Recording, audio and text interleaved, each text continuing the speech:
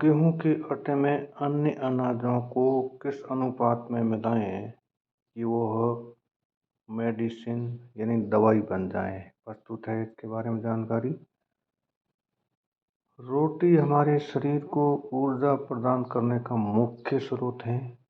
अनेकानेक व्यंजन खा लेने के बाद भी हमें संतुष्टि केवल रोटी खाने पर ही होती है। लगभग हर अनाज कार्बोहाइड्रेट का मुख्य स्रोत होता है। आमतौर पर भारतीय घरों में रोटी बनाने के लिए गेहूं, बाजरा, मक्का और ज्वार जैसे अनाज का प्रयोग किया जाता है। अधिकांश घरों में मूलतः गेहूं की सादी रोटियां ही बनाई जाती हैं, परंतु गेहूं की रोटी स्वादिष्ट, अधिक पौष्टिक कम होती हैं। इसलिए गेहूं में यदि अन्य अनाज को मिलाकर आटा पिसवाया जाए तो ऐसे आटे से बनी रोटी की पौष्टिकता बढ़ जाती है। इस प्रकार के आटे को मल्टीग्रेन आटा या कॉम्बिनेशन फ्लोर कहा जाता है। मल्टीग्रेन आटे से बनी रोटी विभिन्न प्रकार के रोगों में भी लाभदायक होती है। कैसे करें मल्टीग्रेन आटा तैयार? इस प्रकार का आटा तैयार करने के लिए गेहूं तथा अन्य अनाज का अनुपात 3:2 का रखें।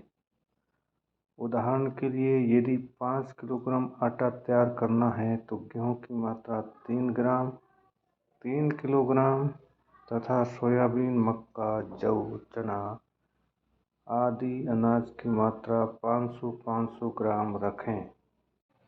यदि बाजार का पैक्ड आटा प्रयोग करते हैं तो इसी अनुपात में गेहूं के आटे में अन्य अनाज का आटा मिलाकर प्रयोग करें। अलग अलग रोगों में मल्टीग्रेन आटे का उपयोग करना है तो उसका अनुपात अलग रहेगा।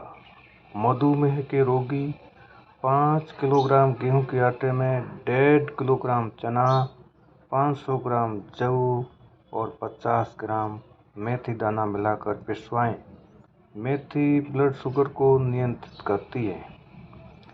5 किलोग्राम गेहूं के आटे में प्रोटीन के मुख्य स्रोत 500 ग्राम सोयाबीन, 1 किलोग्राम चना और 500 ग्राम जौ मिलाकर पिसवाएं तो रोटी खाने में बढ़ती उम्र के बच्चों को लाभ होता है।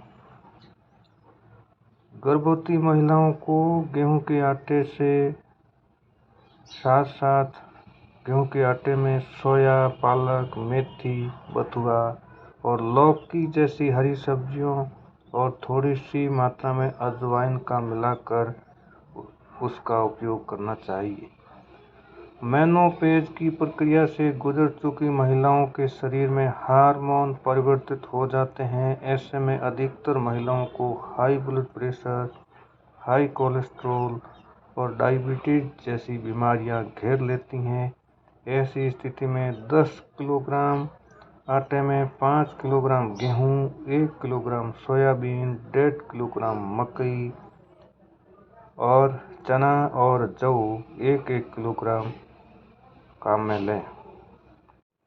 मोटापे के शिकार लोगों को गेहूं के आटे के बजाय केवल चना, ज्वार, बाजरा जैसे विभिन्न अनाजों से बनी रोटी का प्रयोग करना चाहिए। दुबलेपन के शिकार और कब्ज के रोगी 5 किलोग्राम गेहूं में 1 किलोग्राम चना और 1 किलोग्राम जौ डालकर आटा पिसवाएं। फिर इसमें विभिन्न हरी सब्जियां डालकर प्रयोग करें। इन लोगों को फाइबर्स की आवश्यकता होती है जिनकी पूर्ति चना, जौ और हरी सब्जियां कर लेती हैं।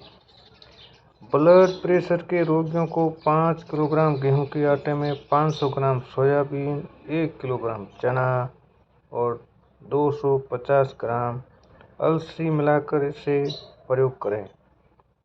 आटा सदैव मोटा पिसवाएं और बिना साने चोकर युक्त ही प्रयोग करें। इससे पाचन तंत्र को भोजन पचाने के लिए अधिक मेहनत नहीं करनी पड़ेगी, क्योंकि चोकर में निहित फाइबर्स रोटी को सुपाच्य बना देते हैं। रोटी सदैव घी